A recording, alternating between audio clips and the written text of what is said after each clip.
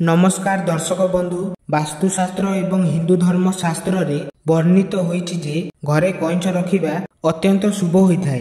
कइंच मध्य श्री विष्णु को अवतार होइथिबारु जेउ घरे कइंच रखा जाए सेई घरे उभय भगवान विष्णु एवं माता लक्ष्मी को उपस्थिति रही थाए बोली कुहा जाए। कइंच हेउ किंबा कइंचर प्रतिमा गुरुवार दिन ताहाकु आनी घरे प्रतिष्ठा करिबा आवश्यक एवं घर को कइंच आनी तार सेवा करने द्वारा घर सब दुख कष्ट दूर होता है। किंतु सबु लोकों पक्षे वास्तव कइंच रखिबा संभव नुहे। तेणु घरे किंबा दुकान रे कइंच प्रतिमा रखी पूजा कले मध्य लाभ प्राप्त होता है। कही रखिबु जे भिन्न भिन्न धातुर कइंच अनुଯାयी भिन्न भिन्न फल प्राप्त होता है। कइंच प्रतिमा को साधारणतः उत्तर पूर्व कोण रे रखिबा उत्तम होता है। किंतु कइंचर मुख को घरर मुख्य द्वार दिगरे भूल रे भी रखिबा उचित नुहे।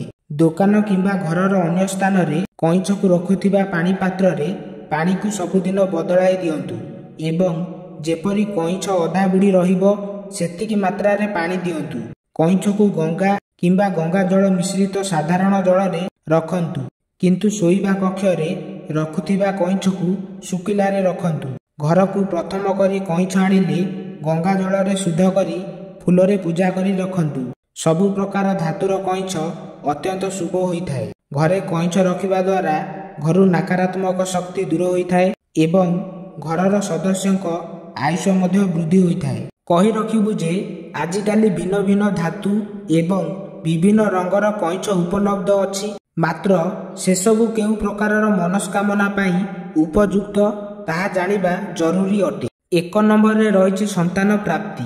जेउ व्यक्ति संतान प्राप्ति करिबा को चाहुचंती सेई व्यक्ति माने एई भली कइंच रखिबा उचित। जहार पिठी रे छुआ कइंच रहिथिबो जेउ माने संतान सुखरु वंचित अछंती से माने एई भली कइंच आनी निजर शयन कक्ष रे रखिबा उचित। 2 नंबर रे रहिछि धन प्राप्ति। जेउ व्यक्ति धन प्राप्ति करिबा को चाहुचंती तेबे सेई व्यक्ति क्रिस्टाल धातुर कइंच गोटे पात्र रे पानी देई रखिबा उचित। एहाकु घर दुकान किंबा ऑफिस किंबा सिंधुक ऊपर मध्य रखि पारिबे। एपरि रखिबा द्वारा धनर समस्या दूर होता है। 3 नंबर रे रहिछि व्यवसाय रे उन्नति। व्यवसाय रे उन्नति पाइबा को चाहुथिले घरे दुकान रे किंबा कारोबार क्षेत्र रे मेटाल कइंच मेटाल पात्र रे पानी देई रखिबा उचित। एहा द्वारा सबु करज समस्या मध्य दूर होता है। 4 नंबर रे रहिछि रोगरु मुक्ति।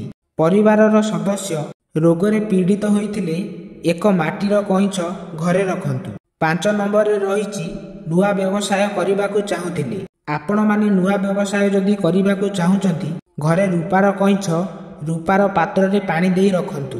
एहा अत्यंत शुभ फल देइथाय। एपरि रखिबा द्वारा व्यवसाय रे उन्नति हेबा सहित जीवन सुख समृद्धि रे भरी जाए। आजिर एई छोटिया वीडियो माध्यम रे आपण माने किछि सिखिबा पई पाइथिले वीडियो को गोटे लाइक करंतु, आपणक सांग साथी मानकु शेयर करंतु, आ चैनल को जदि नुआ आस्थिबे सब्सक्राइब करिकि जांतु।